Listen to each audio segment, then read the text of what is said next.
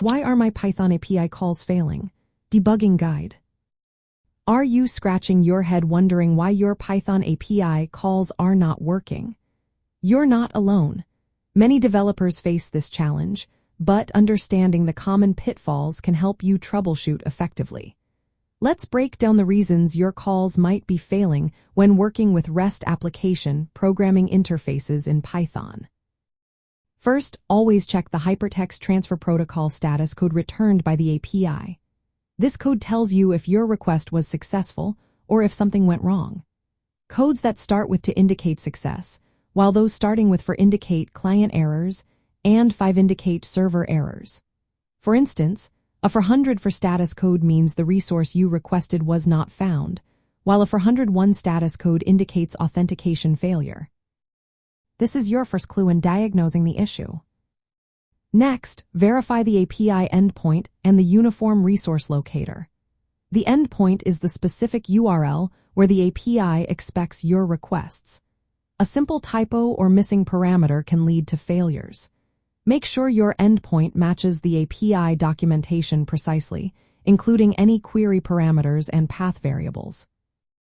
Authentication and authorization are also key factors. Many APIs requiring you to use API keys, tokens, or OAuth for access. If your credentials are missing, expired, or incorrect, the API will reject your request, often returning a for 101 or for 103 status code. Double-check that your authentication method aligns with the API's requirements. Another common issue is the request method and payload. APIs expect specific Hypertext Transfer Protocol methods like GET, POST, PUT, or DELETE. Using the wrong method can result in errors. If your request includes a body, such as JSON data, ensure it is formatted correctly and matches the API's expected schema. For example, sending malformed JSON or omitting required fields can trigger a for 100 bad request error. Be aware of rate limits as well. Many APIs limit the number of requests you can make within a certain time frame. If you exceed these limits, you may receive a for 129 too many requests or for 103 forbidden error. Check the response headers for rate limit information and consider implementing retry logic with delays to avoid being blocked. Network and connection issues can also cause your API calls to fail. Timeouts, domain name system failures, or connection errors may arise due to temporary network problems. Using Python's requests library, you can catch exceptions like connection error or timeout to handle these situations gracefully and retry if needed. To debug effectively, utilize Python's requests library with error handling to catch specific problems. For example, calling response, raise a for status, will throw an exception for any HTTP errors, which you can then catch and log. Printing or logging the full request and response details, including headers and payloads, can help you understand what is being sent and received.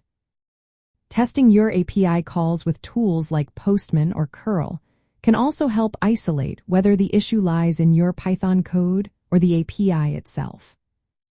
Here's a practical example in Python to illustrate how to handle common errors. You can use the requests library to make a call to an API and include error handling to catch various exceptions. This way, you can identify why an API call might fail.